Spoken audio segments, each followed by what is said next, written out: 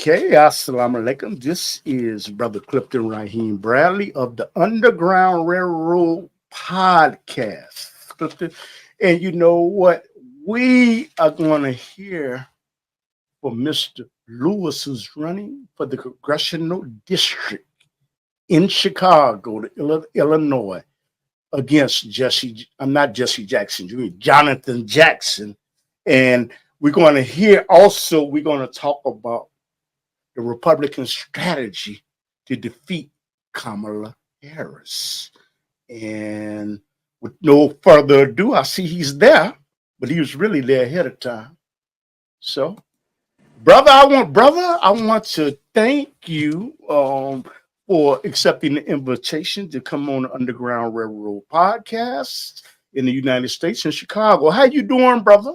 I'm doing very well. Thank you so much. Good. And brother, can you make a brief introduction of yourself? Because I've already informed the individuals that are looking. We will be talking about your candidacy for the Congressional First District. And I know that you are an alumni of DePaul and you went to DeSable, but make an introduction of yourself, please. Well, my name is Marcus Lewis.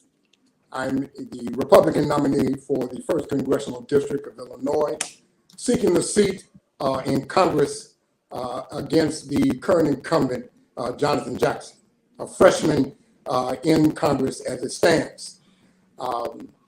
My whole initiative is to help the constituents of the district because we've basically been shut out for the last 30 to 40 years when you had Bobby Rush for 30 years in the seat, and it's now been turned over to Jonathan Jackson simply because of name recognition.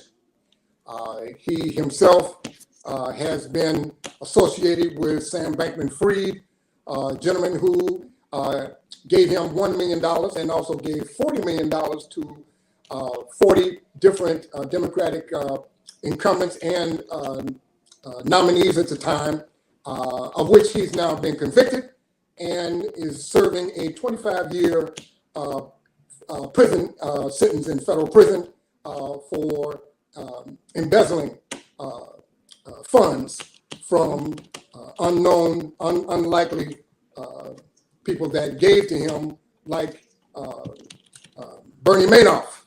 Yes. It's stolen money that he holds, and he will not give it back. Talking about Jonathan Jackson. He's basically someone that's sitting there, basically being a step and fetch it for the Democratic machine in Congress. He votes in lockstep with Joe Biden and Kamala Harris.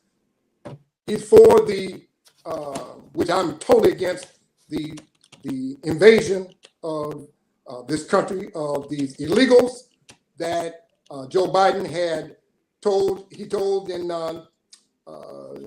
2020 during the debates to surge the border. Now they're receiving incomes that they didn't work for, Social Security. It's gotten to the place to where the country is in total chaos, and they're standing there watching it burn. I'd like to ask you one question.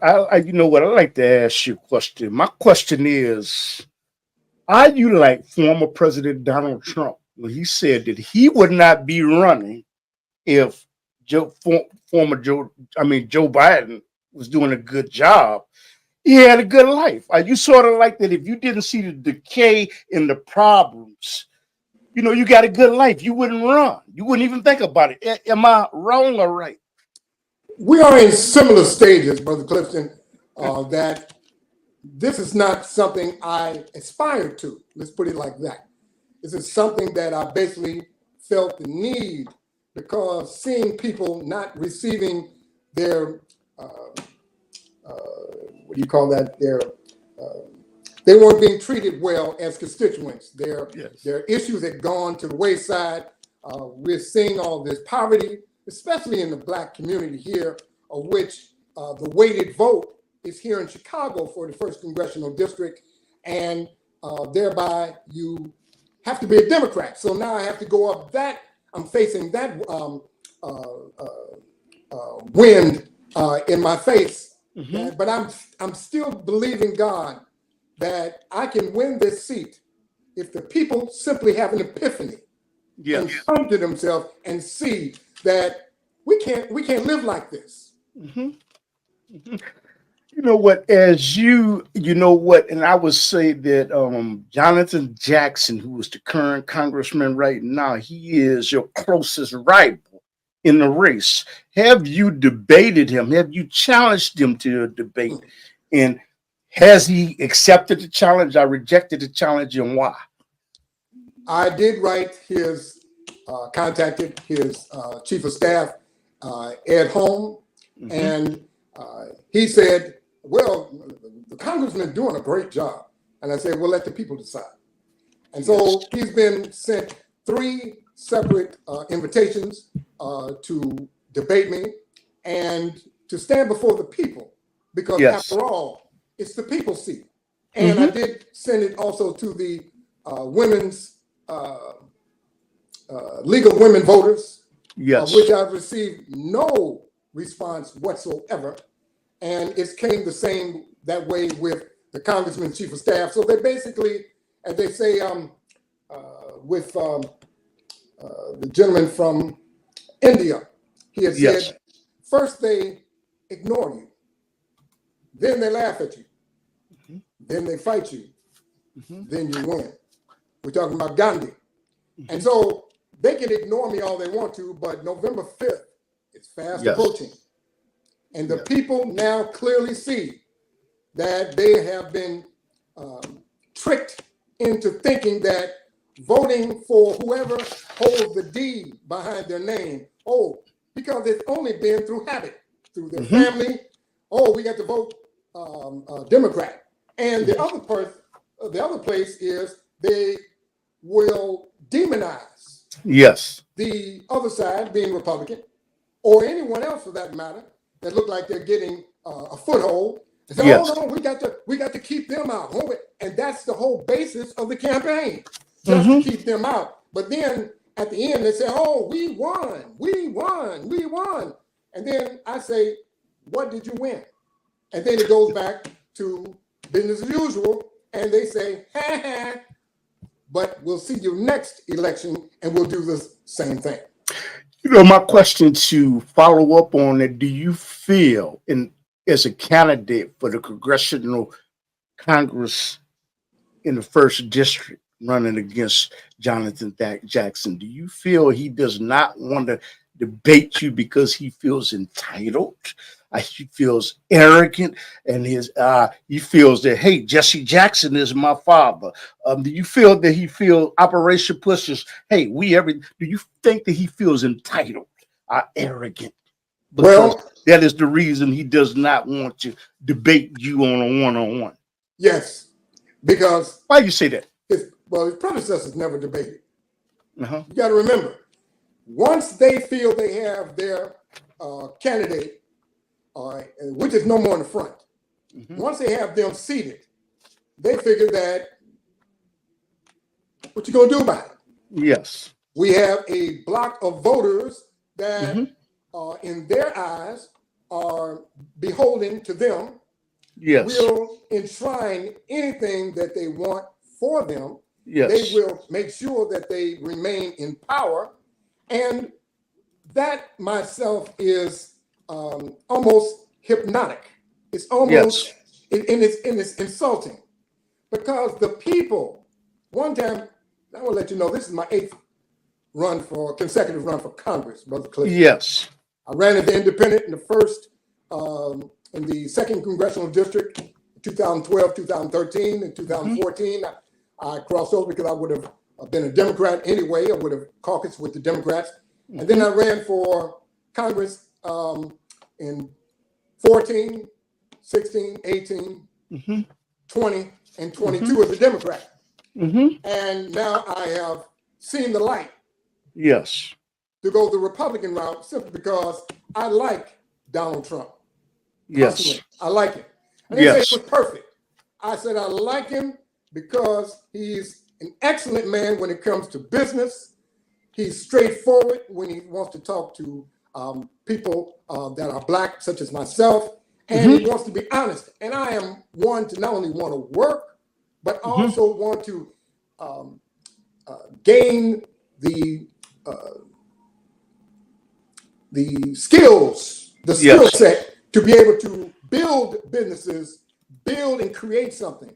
The people that will, first of all, last me. Like one man said, I want to plant a tree of which I know I will not gain the shade, the benefit of its shade or its fruit.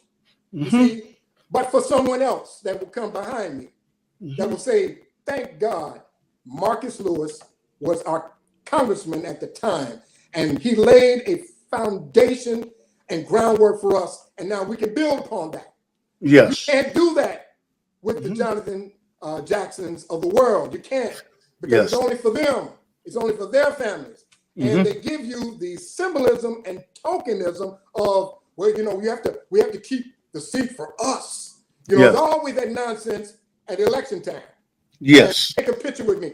That nonsense, I can't take that to the grocery store. Yes. I can't take that to pay my bills. And I can't take that if I wanted to invest. You see, it's strictly selfishness. And they're using the seat that is ours for their own, as if it's a personal ATM. So, but you feel that he does not want to vote debate you, which is as close as his rival, because of entitlement. Is that the reason? He feels as though I am Jesse Jackson's son. I don't have to. Is that the reason? They don't, and it's simply because they feel that it's not a job of service. They believe it's a job of entitlement, that we reach the highest levels of government, which he's one of 435 in the House, and of course there's 100 in the Senate, and now they are at the levels of government.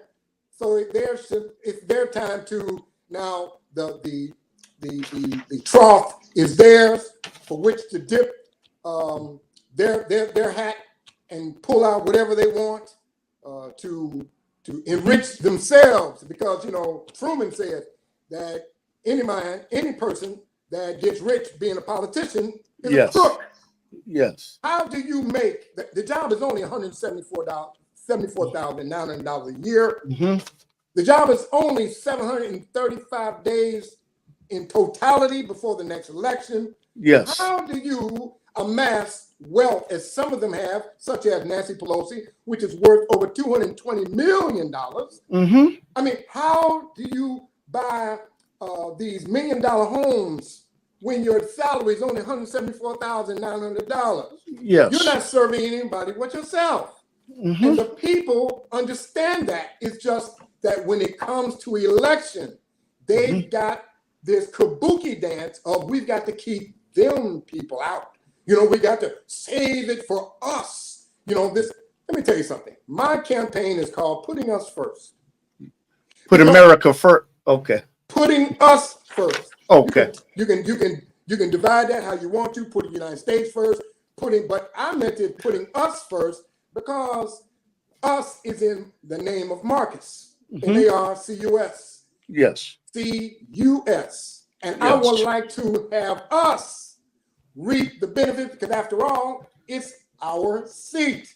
Yes. And I'm not saying that everybody's going to get rich. No. But what I am saying, I want to offer you the initiatives. I want to offer you the opportunity to put forth bills that you feel that is necessary to hold up your district in such a way that it is preserving for us. You see, this is what's necessary. This is what the job is for, to represent, not to rule over. I don't rule over anyone. I represent you and your interests. And I would be your federal voice in the House floor of Congress. I could go to the president, you see, and tell them the first congressional district needs this, thus, and so. Let me ask you something. How can people aid and assist you in your endeavor to become the congressman of the first district? And how can they help you financially, far as volunteering for you? How can they help you? Well, I'm gonna tell you, and putting pressure on Congressman Jonathan Jackson to debate you? How can they help? Well, first of all, they can go to my website, marcuslewisforcongress.org. marcuslewisforcongress.org. Yes. And there they can get a hint and a deep breath of what I stand for. Mm-hmm. Now, when it comes to the money issue, I'm gonna be perfectly honest. Money doesn't vote. Money is helpful. Money doesn't vote. See, I've learned by running, this being my 8th consecutive time, that having money gives you the ability to manipulate and put your message out. And when I say manipulate, you can do it in a good way, you can do it in a bad way. Yes. But I would like to be able to get my message out. But the issue of it is, I'm already in every precinct, every voting booth when voting time comes, because my name will be right there next to Jonathan Jackson. Mm-hmm. And it is incumbent upon the voter to educate yourself. What do you want your district and country to be? Now, if we're going to go with this same old song and dance, then when you go into the voting booth, you'll just see Jonathan's name, just strike it. Say, oh, that's what I want, and then walk out. Yes. Based on maybe one issue, like abortion, or I just like the way he dressed, or some other nonsense. Mm-hmm. That type of allegiance gets us nowhere. That's why we're in the situation we're in. Mm-hmm. And some people say everything's just fine. Yes. But everything's not fine. Let me say for one instance, Jonathan Jackson voted against House Res 957. Yes. And that was a denunciation of the Joe Biden open border policy. Yes. Do you know that Jonathan Jackson voted no? He would not denounce Joe Biden. But thanks be to God, 14 Democrats crossed over. Yes. Like that being said, the influx of illegals, which we don't know who these people are. Yes. That on November 5th at South Shore Cultural Center on 71st and South Shore Drive. In Chicago. Okay. Jonathan Jackson held a town hall, of which there were mainly a lot of Jacksonites there. Yes. But there were some scattered people that basically just came in just to find out what he had to say.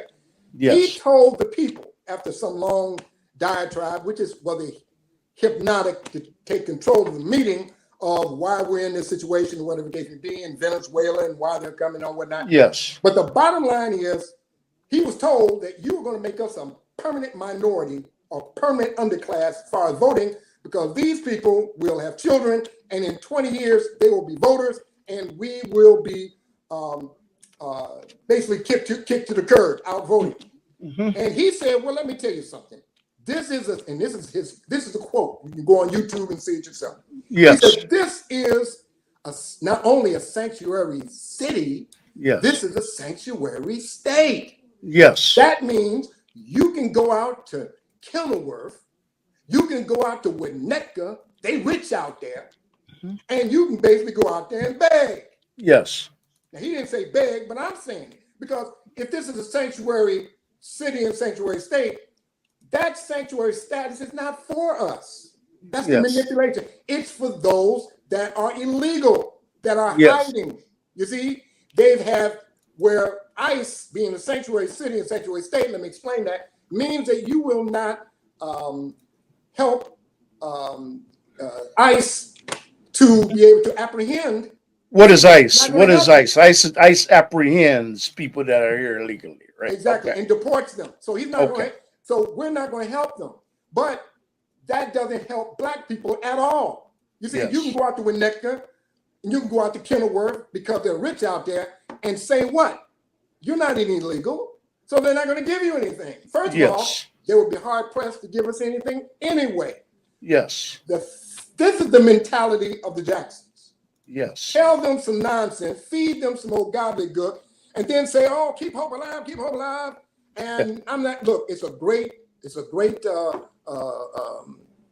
saying, but hope without some sort of initiative is simply what the Bible says. Faith without substance is void. Yes. You have to have something behind it. Mm-hmm. And so he's not leading us to anything to go anywhere other than stand in place, say we won, and you're abandoned for another 2 years. He doesn't care. They don't care. The Democratic Party has left what they stood for, which was for working class people. I want to go, but excuse me, I want to go back to after slavery. Is it true that black people that came out of slavery, they were Republicans? I would like to know, why were they Republicans? Because of Lincoln, and why did they abandon the Republican Party? And a lot of them abandoned the Republican Party and then decided to be Democrats. Why? Well, in my thing of history, as I remember it, the Emancipation Proclamation let the northern states know that we're going to free these people. Yes. Though Lincoln himself said he wanted to send them back to Africa. But it was a good strategy because he was losing the war. And he finally, through Frederick Douglass, told him you have to put the gun in the slave's hand. You had to. Yes. And then when he did that, they came up with the Missouri Compromise, of which until 1883, black people were in Congress. Black people thrived. Now, whether they were Republican or not, the real issue of it is that slavery came from the Democratic Party. The Ku Klux Klan came from the Democratic Party. Okay. Separate but equal came from the Democratic Party. It was only until when FDR, President Franklin Delano Roosevelt, saved capitalism. And that's where they went over to be Democrat, because they were starving. People in America, not just black people, but people in America were starving, even though we were able to make a way. The issue now is that I'm asking people to now come to themselves and return to the Republican Party, because under Donald Trump, we have a person that I hope to be in the White House that not only cares for people, but he has a deep concern for black people as well. Well, is it a misnomer? Okay. Is it factual? Okay. Did the Democrats put this in our heads, that a lot of people's heads, that the Republicans have a tendency to look out for big business, but they don't have a tendency to look out for people that are disenfranchised, are economically unstable? Is this a misnomer? Well, it's not a misnomer, because the Republican Party has always been for the party for the wealthy. Okay. And that's no joke. And especially it was well under Ronald Reagan. Okay. And George Bush. Mm-hmm. But since then, under Donald John Trump, who happens to be a billionaire. Yes. Well, one, he's always had a history. And see the difference of what I did. I believed all that the propaganda they were saying about it, because I thought, oh, here's another man that wants to come and enrich his family and all whatnot. Obviously, he's a businessman. And I always was concerned about business people heading our government, because they're running like a business. And then if you are in need, well, tough. But I found through my education and research on my own, I found out he's a man that has always been, his picture's always been around black people throughout my life. And he is one that actually helped people. There was a black woman that was found in his Trump Tower. And when they found her, she didn't have nowhere to go. And Donald John Trump found out about it. He said, let her stay. And not only did he say, let her stay, he paid for a whole year to live in opulent digs of Trump Tower. He's helped black people consistently, giving them checks. Jesse Jackson, James Brown, Al Sharpton, their hands have always been out to receive whatever largesse he would give them. Now, have to follow up with a question, being a journalist. Now, first of all, people can change. Okay. Once upon a time, it was the Central Park Five. It was 5 people in New York that he put a full-page ad in and said that they did harm or killed somebody, but they found out they was innocent, and Yeah, housing discrimination, but first of all, people can change. That's what I'm going to Absolutely. say. So I would We like all to make mistakes. can you address that? Well, first of all, when the Central Park Five were convicted, he did put out a full page. I'm speaking about Donald Trump. Put out a film, but the difference between him and those that prosecuting knew they were innocent. Donald John Trump at best guessed. Now he has found out that he was wrong and said as much. But You know, printed a retraction. He never did. But the point I'm saying is, we all make mistakes. Yeah. We all make mistakes. Now, what are we supposed to do? We're supposed to just hold that up. That's a political nightstick that we're using, or blackjack. We're supposed to continually break out, well, the Central Park Five. I would ask black people here in Chicago, as they did in New York, what did you do? If you knew what the truth was, did you put your life on the line? Did you put out your resources to help these brothers get out? See, the problem of it is that it's easy to be what they call a Monday morning quarterback. Then to say, this is what I did. I can say that because I'm trying to help 8 people that at Rush Medical College was kicked out, blacks and browns, because they uncovered a cheating scheme for white students. We brought it to Jesse Jackson Jr.'s attention. Yes. Found out that Dr. Larry J. Goodman, who was the associate dean at the time over at Rush Medical College here in Chicago, became the president and CEO of Rush University Medical Center. So you're saying you're saying that we have all sinned, we have all done wrong. Is that what you're saying? But the continual using that blackjack when it is applicable to make a point, rather than saying, look, we've all sinned and come short of the glory of God. We've made mistakes. Those brothers are free. Yeah. Okay. We have those that are here that are look just like us, that are homeless. Yes. But they're receiving $9,700 every 6 months for rent assistance. They are receiving $2,000 a month in Social Security, never worked a day in their life. Yes. They are living in 4- and 5-star hotels where they just cleared out the homeless encampment everybody knows about on Roosevelt and Canal, and they're sitting out there on the embankment right there by the Dan Ryan and Kennedy Expressway, and they just cleared them out. Why weren't they put in 4- and 5-star hotels? Yeah, true. You know what? I'm gonna come to that, and I want to ask you real quick: how can people, for people that are just tuning in, this is a live show. How can people help you in your endeavor? How can people put pressure, a call of action to force Jonathan Jackson to debate you? How can they force? Well, I'm gonna tell you, I'm gonna help them. I'm gonna help you out right quick. And whether you like it or not, I don't very much care. I'm gonna give you and your listeners the telephone number. Yes. Of the chief of staff of Jonathan Jackson. His name is Ed Ham. Okay. And his number is 713. Yes. 203-4513. Let me repeat that. The chief of staff of Jonathan Jackson is 713-203-4513.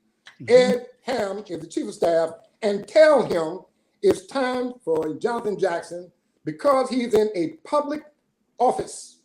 He is accountable to the public, of which he's supposed to be served. You are indebted to debate not candidates, but the nominee of the opposing party, which that happens to be me. I won my primary. I was primary. I won 80.3 to 19.7%. Overwhelming. Now it is incumbent upon Jonathan Jackson to now stand before the people and give an account for the record of which he has made. He also voted against the Laken-Riley Act, which the woman was brutally raped by an illegal. Now, he again voted no on the Laken-Riley Act.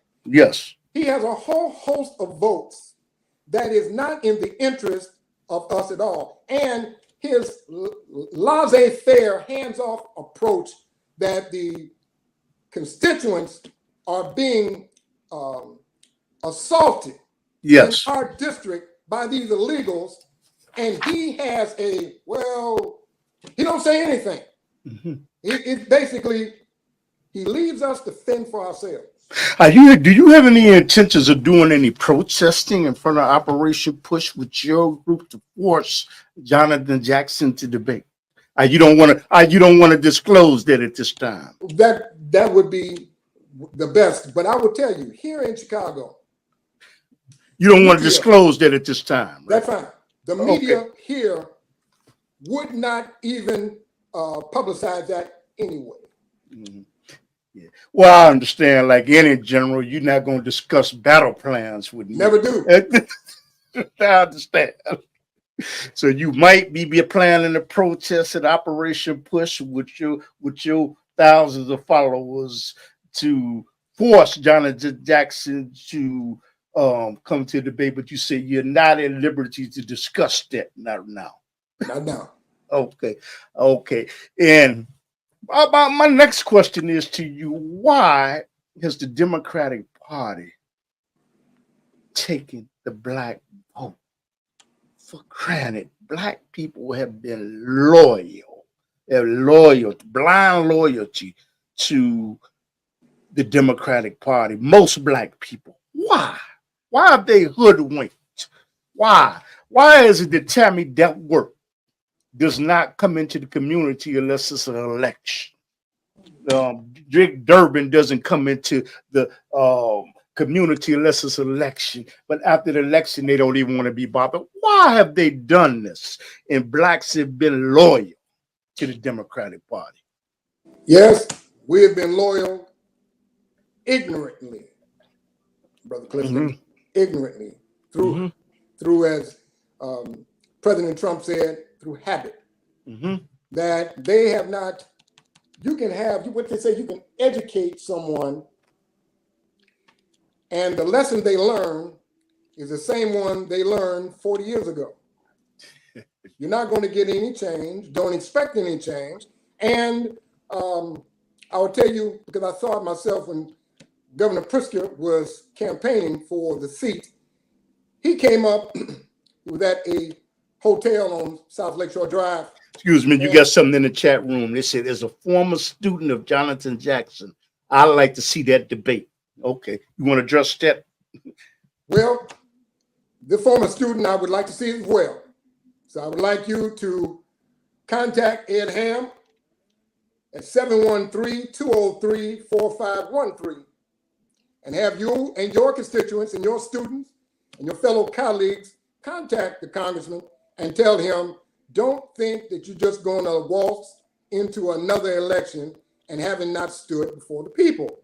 That's not your job. That's not the job of a congressperson. Now, if it was private, that'd be different. But when it's public and you want their vote, they have issues they would like to see addressed. But let me ask you again, why is it that, I'm going to say even the aldermen, in Chicago, why is it that they have taken the black vote out of Latino? They've taken it for granted. They only become attentive during re-election time. Can you expound upon that, please? Because they don't care. It's just that simple. When you have something that constantly is going to be what Biden thought, when black people, black men especially, were leaving in groves and knowing that he was not going to receive their vote, he basically said, wait a minute, where are you going? I own you. I own you. And you have nowhere else to turn. Who are you going to do? You're going to vote red? You're going to vote Republican? This time, the answer is yes. We have seen enough. And sometimes it's time for us to, when we see the water coming over the bow of the Titanic, and they're in lifeboats. You see, they're good. And you know what? You're so perceptive You know what? You have a very keen mind, and that was going to be my very next question. Why are people abandoning the Democratic Party? Okay, why are they abandoning? Like it's like I'm not going to say rats jumping off the ship. Why are they abandoning the Democratic Party? I know by talking to people, there are more people that are going to vote Republican and vote for Donald Trump in your party. Why? Why? Because they see optimism. They see a new hope that we have not seen. Look, Black people don't need a savior or so-called Messiah. No, no, no, no, no, no, no. Yes. What Donald John Trump wants to see is that we independently to Yes. be able to help our families independently. It's called what he said in the not the last convention, but he said it in one of his rallies. He said, Hmm. "Be excited about America. Be excited to be an American." Yes. Because if we empower ourselves to be able to have the necessary resources, obviously, but the opportunities and resources are things that we can make ourselves. All we have to do, Martin Luther King said, if you want somebody to stop riding your back, stand up. Yes. It's time for us to stand up, Brother Cliff. Yes. Because the Democrats have lulled us into this, oh, we'll take care of you, just keep it Democrat. But they never do anything for us. We don't get anything. And now we finally can stand up and say, you know what? I don't get anything. They don't give us nothing. They don't make a way for us at all. You see, Yes. they are just enriching themselves. I mean, they're telling me Joe Biden is broke. We know Ukraine is no more than a money laundering scheme that $61 trillion, Jonathan Jackson voted to ensure that Ukraine received their $61 billion, of which it's already been noted in Forbes magazine that a third of the money is just gone. Yes. All of it. This is not Yes. just the 61 billion. I'm talking about the other 165 billion on top of that. They don't know where that money is at. Mhm. It's been skimmed right off the top. Mhm. That's our tax dollars. And what did Jonathan Jackson say about it? Nothing. Yes. Operation Push. What my next question is, first of all, do you think that President Joe Biden, he did the right thing by dropping out of the race because of pressure? And Kamala Harris is really, really rising in the polls and getting a lot of. What is your observation? Can you give us a synopsis on that? What did you think about him dropping out the race? He was pushed out. No. He was pushed out. Let's be clear. People don't relinquish power. Yes. They just don't do that. No, I'm talking about passing the torch. He said days before, I'm staying in. I'm not going nowhere. Until, but he was no more than a puppet. Yeah. He was truly a disservice. I'm going to tell you point blank, I don't believe from the bottom of my heart that Joe Biden won the 2020 presidential election at all. I've seen too much evidence of chicanery, especially down in Fulton County, where they had these black tables that they said there was a water main break. And everybody had to leave, poll watchers included, Democrat and Republican. And then all of a sudden, but Donald John Trump knew that there were security cameras. And these black tables were sitting in front of the counting machines. Oh, what did they do when they told everybody to leave? All of a sudden, these people that were working counting the ballots went to this table and pulled out these boxes and opened up the boxes before the security cameras, not realizing they were being videotaped, and was pulling out ballots. And they were shuffling them into the machines of where they were counting, and they only had one name on them, and that one name was Joe Biden. Now, we went to sleep thinking that Donald Trump had won Georgia, as he did Wisconsin, Michigan, and Pennsylvania. Wake up in the morning, all of a sudden now Joe Biden's in the lead. How did that happen? And then they showed this great spike. There were no ballots counted for that said John Trump for president at all. I got to follow up. Joe Biden. Now you don't tell me. I got to follow tell up. me that was correct. No, and that's where Mike Pence was wrong, because Mike Pence had the right to send back the electoral count back to the states for reevaluation. I have to follow up. I have to follow up. And you know what? I would say, you know what, through the news media, there's no evidence whatsoever to prove that this election was stolen. They have recordings of him asking people to find votes, and they have went to jail. This is not what what you're saying is fake news. That's what you appear to be saying. But there's nothing that can substantiate that. Yes, it's it is. being the truth. I'm talking about in the news media. I will tell you, first of all, the news media is corrupt. We don't have a free press, brother Clifton. Okay. As you probably well know. If you have a free press, that will tell both sides of the story and let the people, the observer, decide. No. CNN is Clinton News Network. You have MSDNC, which when you have news organizations advocating for one side and not the other, that is a corrupt news. That's why he said it's fake news. In a simple phone call, which people do all the time for various things and what they want. Would you say that Fox Television does the same thing? Absolutely. Okay. Fox, because let me tell you something. Fox is what they call 666, because F, O, and X on the numerology chart is under the number 6. So this is why you get all this demonic nonsense coming out of them. It's just to distract us on stuff that have nothing to do with our life. Just like Kamala Harris is simply a distraction.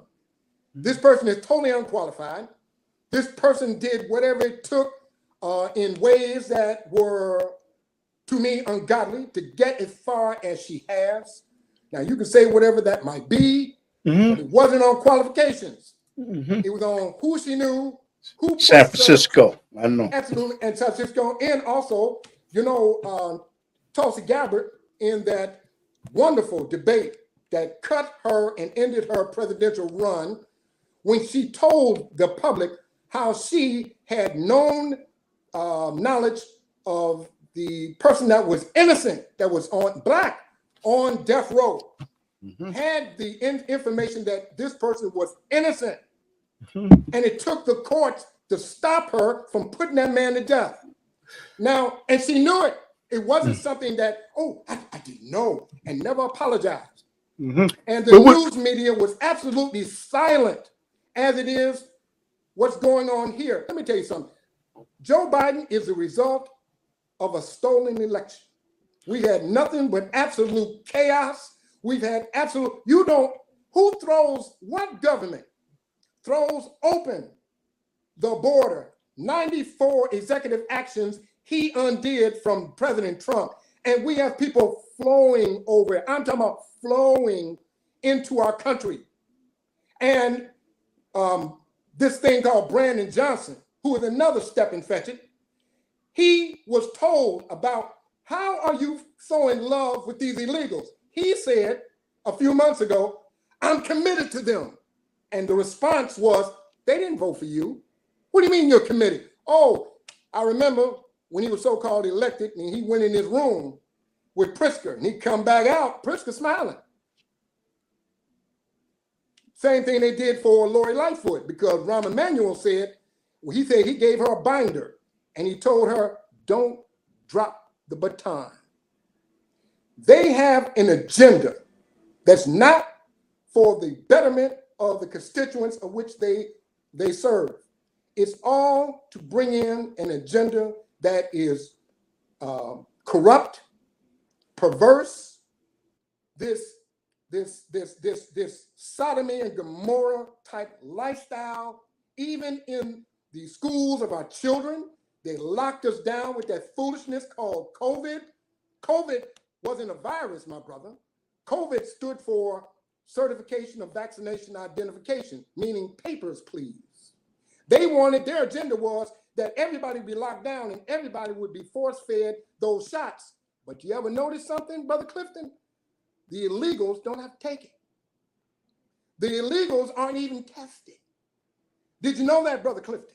You see, it was an agenda to overthrow and undermine the United States of America government and the freedoms that totally go against the U.S. Constitution, of which I gladly will uphold. You see, freedom of speech, freedom of press, freedom of religion. These people would want to be freedom from religion. You see, God is in God we trust. We ain't talking about G-O-D, gold, oil, and drugs. I'm talking about the God of glory. Of serving the people other than serving themselves. All they want is the perks, Brother Clifton. Who are you going to vote for? Because they're saying, oh, I can't vote for Trump. Whether you agree with it or not, that's up to you.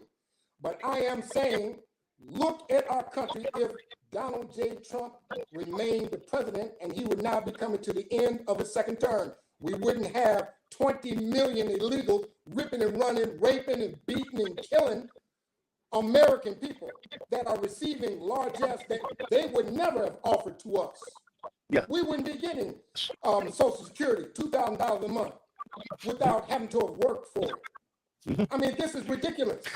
Let's start getting into the now, not into the past, but into the now. The election, in my humble opinion, and I said my humble opinion, was stolen. Because you can see the results of a Joe Biden, Kamala Harris administration. They are absolutely lawless, as is the Democratic Party. What else can we do but call on God to send someone else to put them in these seats to help rein in the troubles that we're going through? If they get another term, this country is done. You don't know how do we know if people that just tuning in? How do we hope we can I'm running for the seat for the 1st Congressional District of Illinois, majored in Chicago, and goes all the way down to Bourbonnais, Kankakee.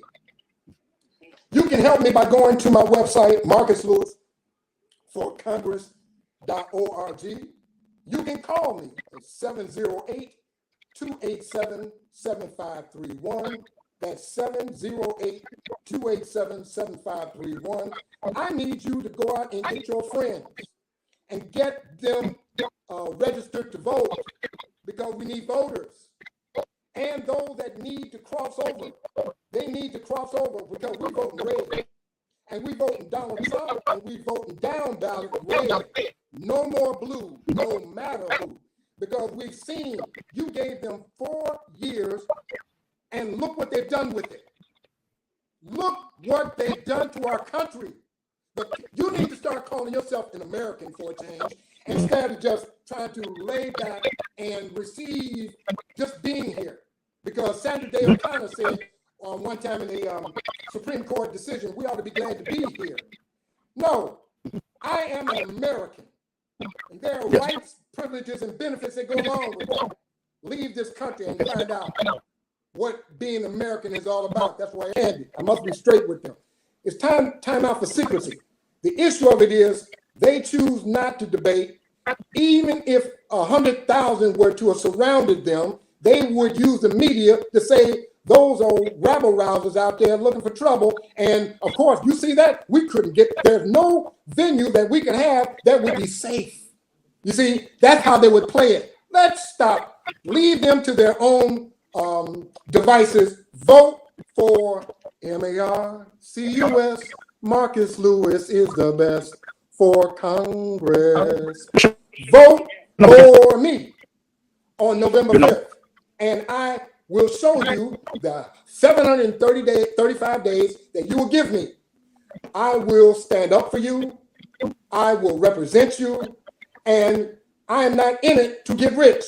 I'm in it to help somebody that wasn't receiving any help at all from our United States government. We're talking about 8 years ago. And if it did happen, I don't like rigged elections where we have the wrong people in these seats, because the result shows they were the wrong people. But 2016, we had Donald J. Trump. If it had not been for his elevation to that office, we wouldn't know how corrupt our government has become. Yes. So no, it was not rigged. The question is dangerous and harmful to the nation. The nation claiming the election was stolen. Would you like to address that? Yes. Let me tell you something. The truth of the light. I said it was under my humble opinion. But look at the result. Do you like what you see now? We have 20 million unknown people that are ripping and running like they're on vacation, because they're being supported by your tax dollars, by a person that doesn't know he is there, by people that said, oh, he's sharp. He's as sharp as a tack. He runs rings around us, and then found out he can't even talk. They've been lying to us. Where are you looking? Are you looking at my words as offensive? You ought to look at the actions and what they've done. But there's no evidence that the election was stolen, even according to the federal judges appointed by Donald Trump. Let me tell you about that. Let me answer that. The Supreme Court was in Donald Trump's favor when 26 cases went to the Supreme Court, and Trump's Supreme Court took none.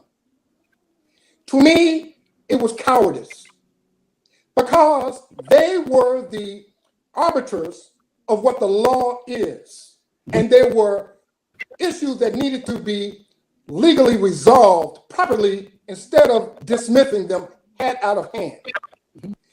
They had to get involved, and now they've been allowed to be threatened because the Pelosi, when she was the speaker, wouldn't protect the Supreme Court justices that Trump put in. Even death threats. A man went with a gun and a knife to kill one of the Supreme Court justices, Kavanaugh.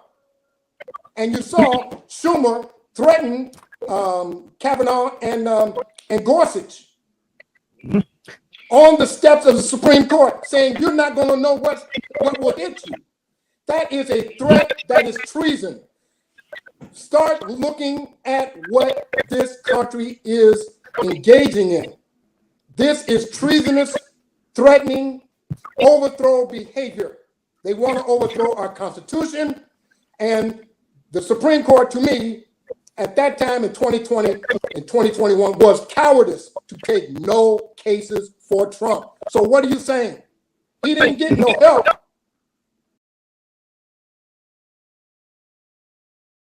There's a place called the SCIF, where these House members and senators are allowed to engage in looking at documents that are very secret, but they can't remove them from that room. They can't take cell phones, take pictures, they can't do anything. And some have been caught, I forgot his name, but he got caught putting secret documents down in his sock. You see, President Trump had the Presidential Records Act, which gave him the right to make any document to be under his control simply because he's the president. Now, Joe Biden was vice president and a senator. He did not have that power. So let's talk about what's legal.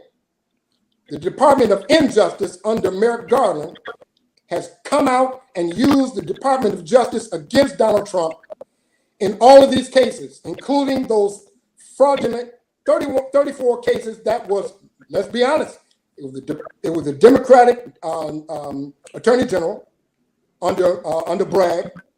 It was a Democratic judge where the lottery in that case didn't go to the open lottery.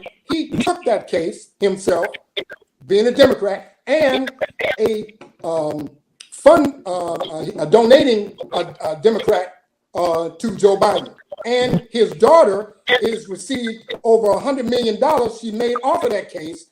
You tell me, and the New York jury pool, which should have been outside of New York City. It should have gone to another venue because you're supposed to, the defendant by the Constitution is guaranteed a trial by the jury of his peers and one that would be unbiased. No, they had to be leaning in one way. They got the result they wanted. And you call that fair? That the third in command, Michael Colangelo, was the third in command at the Department of Justice. He takes a low totem pole job to be a prosecutor in this case. He wanted to ensure Donald Trump's demise. He was the one that gave the opening salvo of the opening remarks on the prosecutor side. It was a fixed fight from the get-go. So you all can be anti-Donald Trump all you want to, but I'm going to tell you once again, if Donald J. Trump is not elected president of these United States November 5th, this country is done. Question. This is in the chat room. Donald Trump does anything right? Of course. But the issue of it is it to the point that he can't become president? I mean, there's some things about Joe Biden. There's a woman named Allie Carter that said Joe Biden and Barack Obama raped her when she was 13 years old. She's on now running for her life. Her testimony has been taken by a news organization that said she has to move every 3 days. Every 3 days. That's not in the mainstream. Of course, it's never going to get there either. It's never going to get there. That's why you can see that we don't have a free press. It's a biased press. Yes. You see, and you're going to pay for that. It's fun if you feel that it's not the one, it's not Joe Biden or Kamala Harris that's being run around with 94 charges. Oh no, that's not your person. But when it becomes your person that's being gouged, like that is a good question because security system and Medicare. So what would be the outcome? The outcome is that you'll have a collapse in everything. You'll have a collapse in Social Security. You'll have a collapse in the medical system because one, there won't be enough doctors. There won't be enough resources to go around. You won't be able to see a doctor for 5, 6, 7, 8 months. This is unsustainable. I'm talking about, can we have adults be in these seats? Can we have real adults, not the Jonathan Jackson, not the Kamala Harris's, not the Joe Biden, not the Barack Obamas, because Barack Obama didn't do anything for Black people specifically. Kamala Harris was asked in an interview, do you believe in reparations? She said, no, I'm not going to do anything specifically for Blacks. No. This is who you want to vote for? All to keep Donald J. Trump out? You need to be re-examined of your American status because now it's not so much you vote for Republican or vote for Democrat, Brother Clifton. It's a matter, is our country going to survive as it is right now and has been? It's on very shaky ground. It's true. We had a 3-legged stool, and one leg is about to collapse. And you mean to tell me that you are willing to watch the water come over to the bow of your Titanic, and you're saying you're okay with that? You need to reassess. Well, then why don't you just leave the country? Why don't you leave the country? If you don't like it here, there are others that will be glad to take your place. But I'm asking and talking to Americans that want better. I am your man.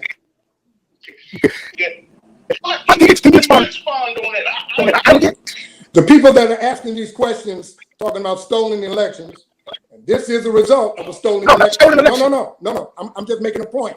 Okay.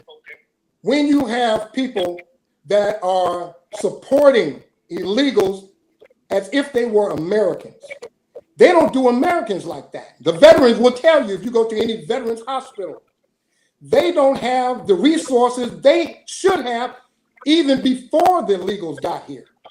And for those to set up these sanctuary cities, which President Donald J. Trump said day one, we're going to end sanctuary status in America. It doesn't work. We're not going to hide these people. We're not going to coddle these people. These politicians that are gaining all this money. Brandon Johnson has spent over $400 million. Who's Brandon Johnson? People don't know. Brandon Johnson is the mayor of the city of Chicago. Totally unqualified for the job he holds. He's no more than a puppet and a puppet for the Democratic machine here. This person has spent a king's ransom, all this treasure on people that aren't Americans. How can you look an American in the face? He doesn't care. That's what I'm trying to tell you. He will tell you that these one-term politicians, such as Adams in New York, he's one term. He had to swallow and do as he's told, or they're gonna cut his money off. Remember, the governor there said, she said, "Come, we have restaurants, we have hotels, we have all these luxury items. We want you. We've come here," and they came. Now they're telling them, "Please don't come no more." Listen to the chat room. Listen. If we ask scrutinizing questions, that makes us anti-Trump. No. Okay. No. Ask the question. The issue of it is, if you don't like the answer, I'm going to give it to you straight with no chaser. We are in a situation that this may be the last election we ever had. If we don't put mature people that know how to handle a country, not rape it like they're doing now. We need these people out of there. We need Donald Trump as president because he not only has an excellent business, the Trump Organization, he was president for 4 years, had no wars. He said, "I'm going to bring that Ukraine-Russia war to an end in 24 hours. Joe Biden ain't saying that because he's not trying. He wants Ukraine because that's how he and his people are getting money.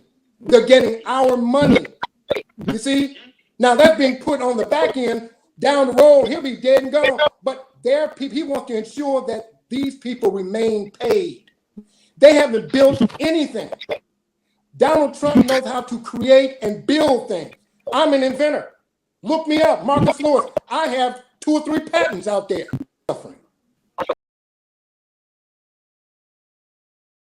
More. But the point of it is, if he was a statesman, he would stand up and say, "I will put my record up against anyone. If I have a name that everybody knows, like in the movie Distinguished Gentleman, vote for the name you know, that nonsense.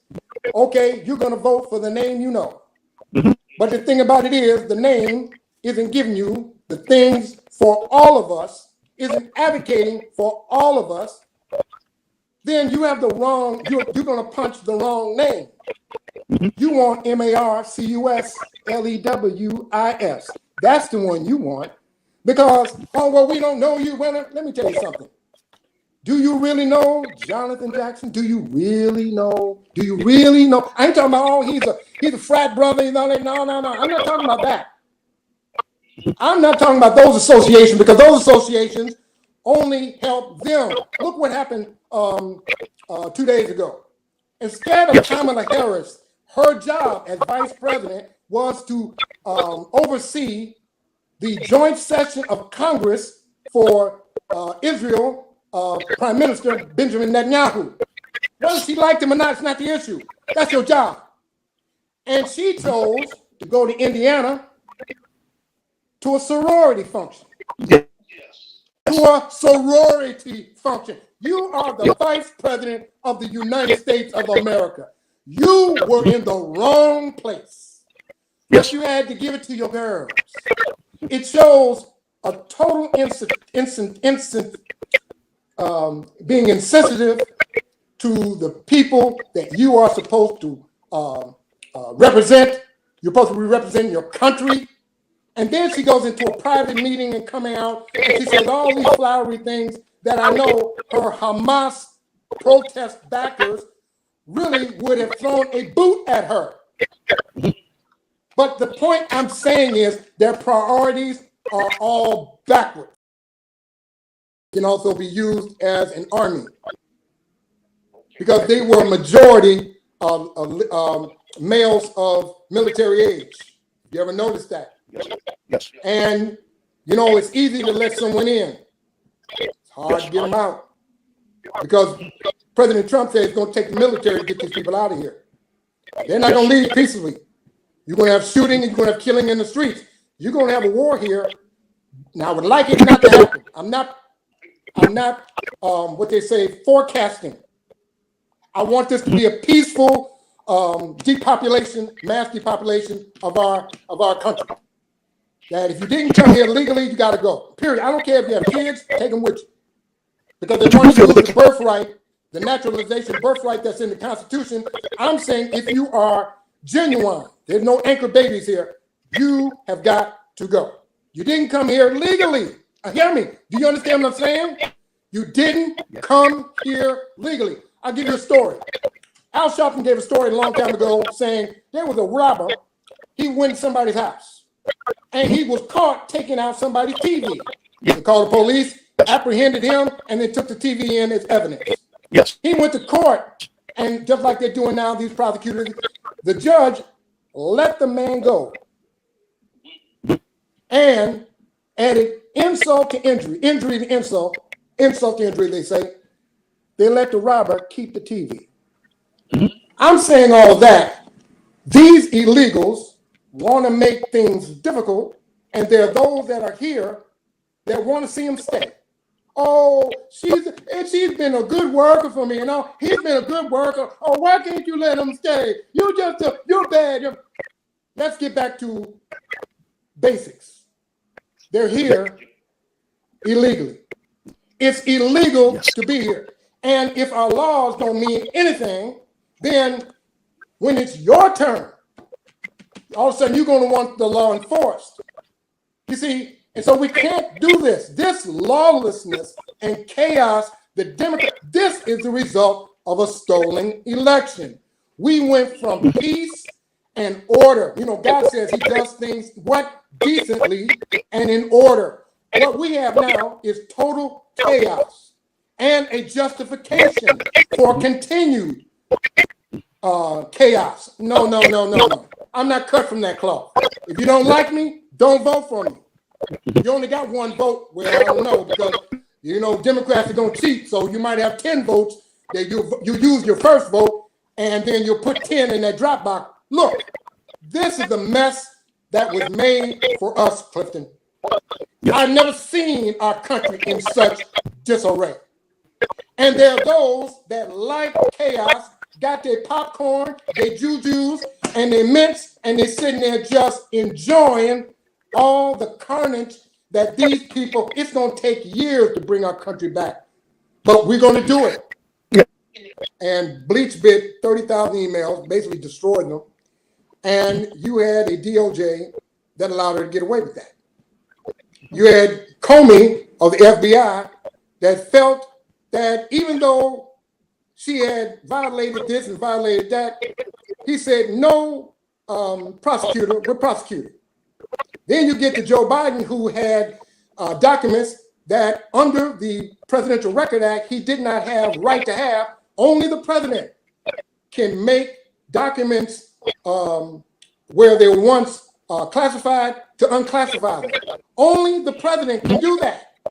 The only president that's been charged is Donald Trump. And they're saying he had no right to unclassify anything, because they're saying at 12 at 12 noon, the 20th of January, and I wanted to bring something to your attention. I want you to go back in history and I want you to look at it. We had 2 presidents at one time. Yes. Because for 13 minutes, we had 2 presidents at one time. They gave the oath of office to Joseph Robinette Biden 13 minutes before 12. Donald Trump was still the president at the time, and he had the documents. He took it to Mar-a-Lago. He had a right to have them because he declassified them. Joseph Robinette Biden has not done it. He is because, well, in all due respect, because he has a DOJ that is cuddling for him. Period. It's almost like Joseph Robinette Biden and all the Democrats can do no wrong. And when you have someone that says, like the special prosecutor Hur, when he interviewed him, said, well, he's just a forgetful old man, and that no jury in their right mind would convict him. That's not for you to say. That's for the jury to decide. The issue of it is the prima facie case is he has documents he has no business having. Therefore, we're going to charge him. Oh, no, we don't want to charge him because special prosecutor Hur wants to go home because they probably threatened him in some form of fact. Look, when you get to that level, that's why Kamala Harris will become president before this is all over with in this year. Not being elected, God forbid, but if to become the nominee. But they're going to switch seats. He's going to resign because his son needs to be pardoned. And Joseph Robinette Biden needs to be pardoned because Trump at the debate said he was a criminal and he was going to prosecute him. And it's not that he's getting back at him like a tit for tat. He actually violated the law. Now, that's why if we don't do it, we have two levels of justice, which is what he's always saying. Yes. We have two levels of justice, justice for us and then justice for them. Yes. Clinton does no time. Biden ain't gonna do no time. Barack ain't gonna do no time. Clinton, all these other people, Merrick Garland ain't gonna do no time. All these people not gonna do no time, but they want pardons. And they've got it set up that Kamala Harris is the vice president, is going to become the president in some form, maybe for a month, maybe for a day. And all that person's going to do is sign pardons. I'll ask you a question. Totally unjust. The Capitol was not raided. But the question is, people that made the raid on the Capitol. There was someone that got arrested. He's from an organization called Proud Boys. President Donald Trump says he will pardon him. You think that's justified? Yes. That is about as bad as Fulton County. These people need to be pardoned simply because I saw the U.S. Capitol Police open up the gates and wave the rally goers to the Capitol building. They waved them in. They invited them to come in. Come. They were doing this. Come on. President Trump said to go make your voice heard. Be peaceful. Be peaceful. Now, what more can he do? You just didn't like it. Now that the Republicans took over the House, we see the video of these protesters being brought in and as if they're on a tour. Where are the Capitol Police? They're right there. None of them, oh no, don't go here. No, they didn't put up batons. They didn't put up barricades. No, they walked them. And the man with the horns, they escorted him throughout the Senate side. He said, I want to go to the Senate to pray. He didn't tear it up. He went and knelt down and prayed. Injuries that were sustained. They had one fatality, and that was the woman that was shot by a black man. When the officers, the Capitol Police officers, left in front, walked away from that door. Now, the people that were beating that door were insiders for the other side. They were the troublemakers. Mm-hmm. They really weren't with the protesters, because Donald Trump's protesters or Donald Trump people, they don't get in fights like that. They just don't. And so it is really disingenuous to blame because they protested. They had to write. They used their freedom of assembly. They used their freedom of to speak out. Freedom of speech. To say that we do not like what's about to happen, that they're going to make this electoral college vote, they're going to count it. When Pence had the right to send it back to the states for reevaluation. And so the people that got hurt, the injured that got hurt, obviously we found out because they gave him 6 months. I forgot what the man's name was. He said the night before to the rally goers, we have to go into the Capitol. We have to go in. We weren't invited. And so I would protest outside, but to go in. But when they did let them in, the Capitol Police escorted them throughout the building. They escorted them. Talking about what happened on January 6th. That's what we want to remain just, because see, we'll be getting caught up in, well, they got a lot of things here. Let me tell you something. Even if you were a murderer and they're saying that you stole a bottle of water, just because you happen to have been a murderer don't mean that you are guilty of stealing that bottle of water because, oh, well, he's a murderer, so he must be wrong. No. Yes. Evidence. Prove it. Not what you can say. What can you show? If this man had been a hate monger of black people, he still has constitutional rights. Now, I'm not saying I'm personally for that, but if you're going to be a judge, which is what you're saying, to be a judge this man's character, he's a proud boy. I don't care what he is. What did he do that day that got him put in jail? See, this is the difference between us and a third world country that don't want to go by our laws. I do. I want persons' constitutional rights. I want them to have what they call due process. And in order to have due process, that means he has a right to have a lawyer unless he wants to represent himself. He has a right to go through the process to put forth evidence. And if it doesn't stand up, he'll be convicted. And then he'll be rightfully sentenced. Outside of that, let's not get caught up in what they may be. I'm just trying to get. I remember when he said it. And I only have an opinion, Brother Clifton. Yes. The only thing I can say is when he said there was good people on both sides, obviously it makes one cringe to say that the Aryan nation or whatever they are have good people. But in actuality, they may have good people, just like on our side that we would assimilate with has bad people and good people too. The issue of it is the person that said it. That's where the rift really is. They don't like Donald Trump, period. You know why they don't like Donald Trump? Because he gets things done and they know what he stands for. He, as president, said Jesus Christ is Lord. Over both sides. Let me tell you something. The only one that has exhibited evil are the ones that are doing what they're doing to Donald Trump. 34 counts that were absolutely nonsense to strip him of his money and his liberty. Frivolous. A woman that 20 years ago said he walked her into some a room at a store and sexually assaulted her, yet she can't remember the day. She can't remember what she had on. She can't remember anything.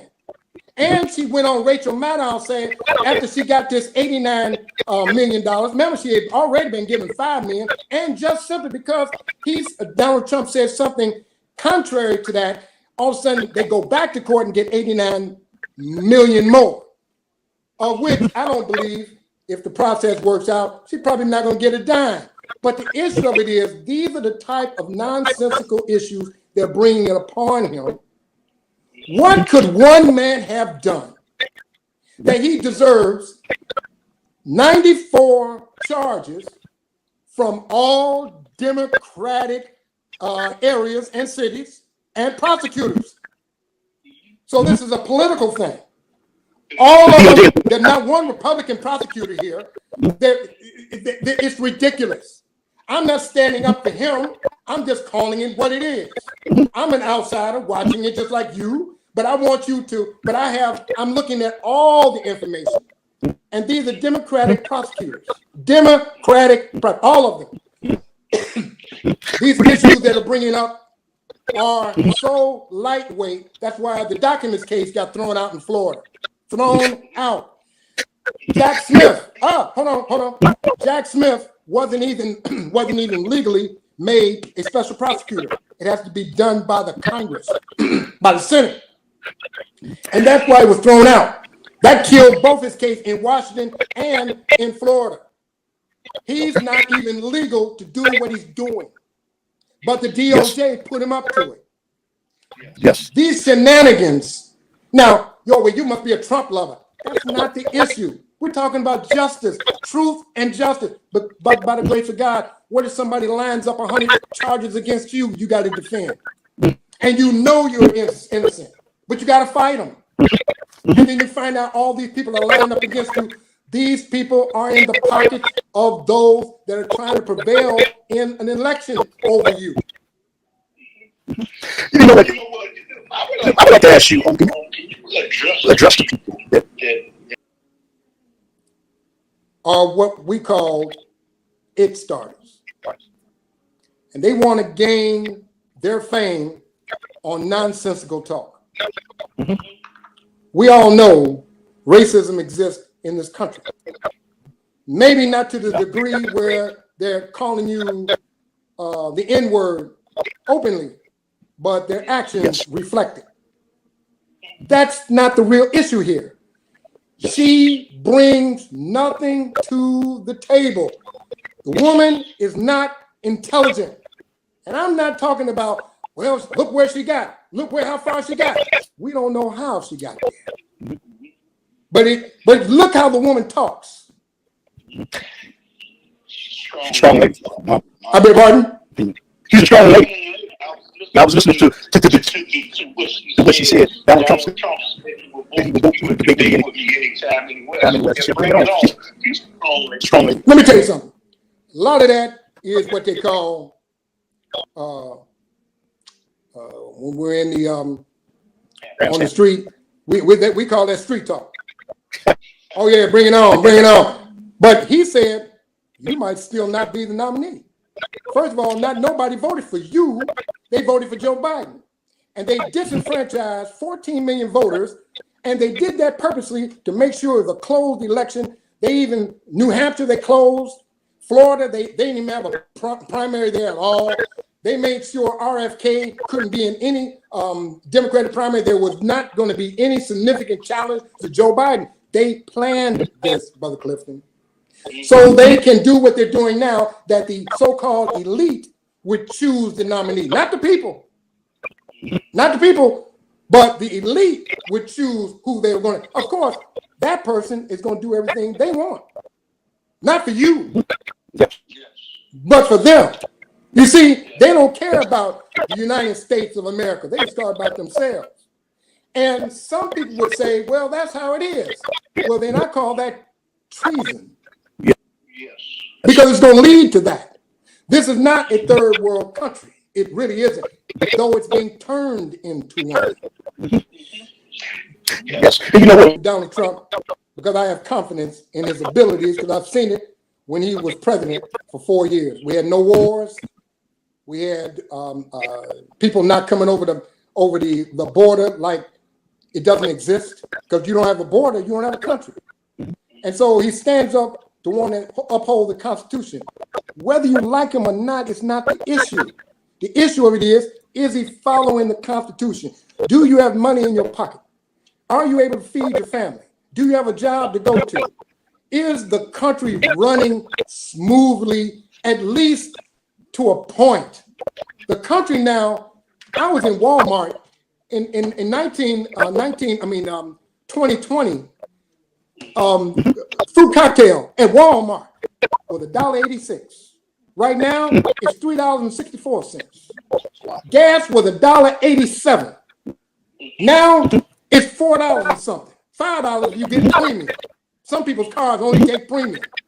This is unsustainable. You can't get a house. The interest rates are so high. You can't get a house even if you got good credit. And if you have good credit and can find a decent home, it's $400,000 and $500,000 and $600,000. And you're just getting started. New family. I'm gonna tell you, you can't afford that. You can't even afford an apartment. They want $1,800 to $2,500 for a 1-bedroom apartment. The reason, let me answer your question. The reason why they should vote for me because I am you. Yes. I understand the things that common people are going through because I'm common myself. I'm not no big I. I'm a little you. And I'm not saying you're a little. I'm saying if I was a big you, a big me, speaking like that, big me, I want you to big too. Yes. But our issues must be addressed federally. You need a voice that's not going to sit here and play with you with some nonsense. I'm talking about get the job done for the masses of the people. Marcus Lewis's name is on every ballot in every precinct in the 1st Congressional District. I'm asking you to use it. I'm asking you to vote for me. I'm asking you to vote for President Trump because they don't even know who their nominee is. Really? And the person that got there don't even want to consider themselves black. Oh, they may want the color, but they don't want the struggle. They don't want that black struggle. Oh, no. Like Thailand, Vietnam, China, and all the like. That's why they're not here. President Trump said, you're coming back home. Right now, the illegal has it better than a regular American citizen. They're giving them $50,000 for their first startup home at 0 interest loan. $50,000. What are they giving you, American? They're not giving you nothing. They are replacing us. Now they want them to be voters. That's a Democratic scheme. Wow. That's a Democratic scheme. You see, they're all about some type of con job. Yes. I'm not saying Republicans have never been there, but look, I'm not a Reagan Republican. I'm not a Bush Republican. I'm not a Goldwater Republican, Nixon Republican. No, I'm a Donald J. Trump Republican. But first, above all, I'm an American and I'm a child of the Most High God. And I'm here to tell you, I'm doing everything I can to help you. I'm on the ballot. The one thing, you don't need millions of dollars. I'm on the ballot. Do you need millions of dollars for you to push or punch my name? No, you just have to dig down deep and say, I want better than just a name we know.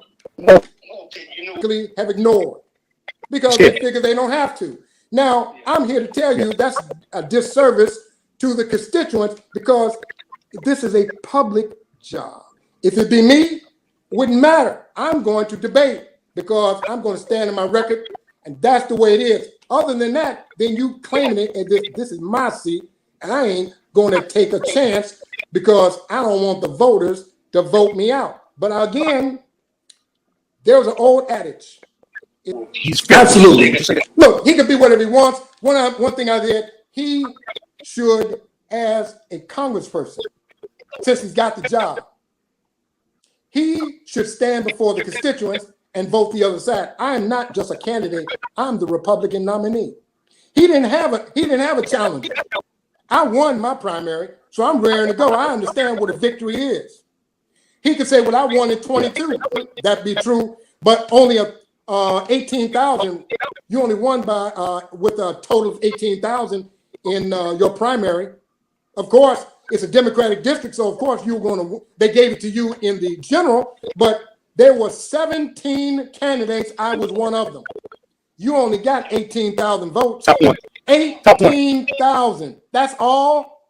Yeah. I've had more than that in my primary myself. 18,000. Let me tell you something. That brother needs to stand before the people with me standing next to him, and we can, like they say, let's get ready to rumble. Let's get it on. Let's get this question and answer session so the people can see who they really want in that seat. You a lot of time for you.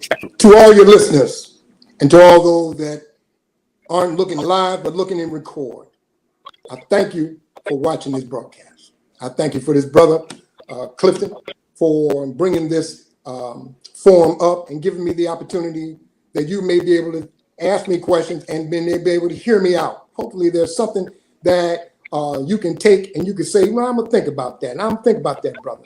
That brother said some very profound things. If I cause you to at least think, and please think before it becomes illegal, I'm asking you to consider me strongly to be your next congressman. Because this is not a joke. This is not dress rehearsal. This is real life.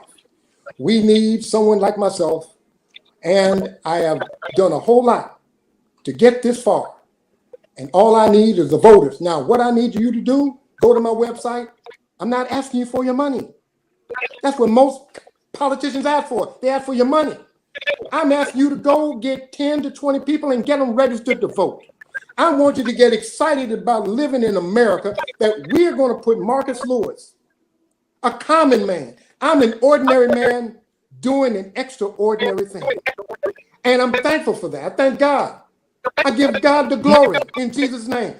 But I am here to assist us. The job is only 730 days.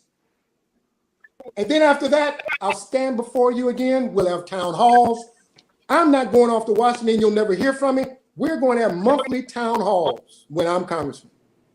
And we're going to have people that are from the district in the office, so they can see from the inside how government works and how a district office should help the constituents.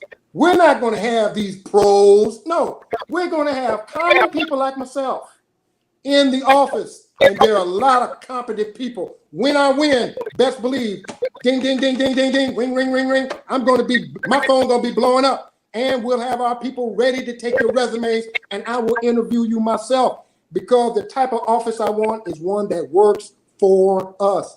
My Father's good. God is good, but then he puts on those whom he have pleasure to do that. And so we're asking him for his mercy. In debate, don't vote for him, because he doesn't care about you. He doesn't want to hear from you. He said, just give me a vote and I'll see you in 2 years. That's not an efficient way of running our seat of government. It's our federal voice, and he's not speaking loudly. He's not saying the things I want to hear. He's not voting the way I want him to vote. And so we want to break up this machine and put in a new thing. It's called doing it right. You can call me at 708-287-7531.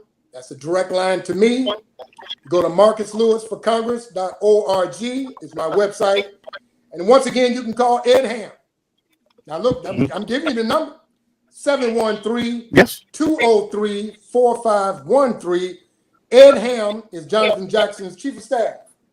And outside of that, I can do no more. And then you can also do one thing that we all need to do, and that's pray.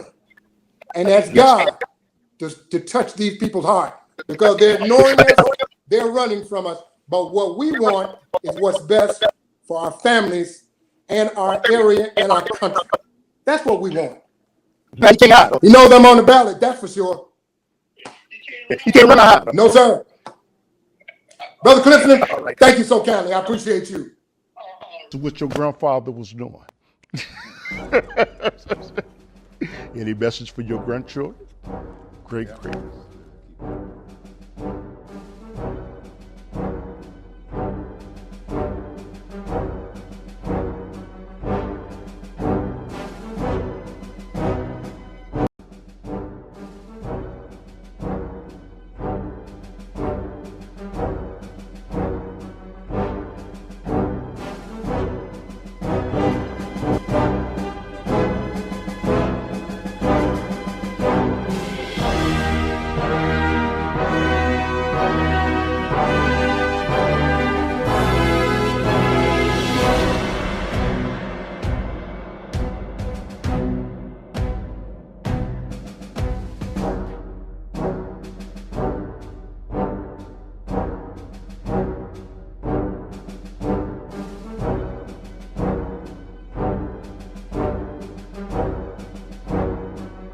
Because I happen to have known someone who was in the NSA. Okay. All right? And they don't know what they'll know now. I've been in their building with him. Did you see it? Yes, sir. And they... Some people don't know what NSA is. The National Security Administration. And when I walked up in there, it seemed like they were doing my whole life. Wow. They got video screens. I mean, from here to 35th Street. Those street cameras, right? the screens like you watch on a computer. Right. All right? They got a room where they listen to conversations all around the country. All right? That's why I can say what I said. But they let me go because he was an important person. And they figured if he was pregnant, it was all right.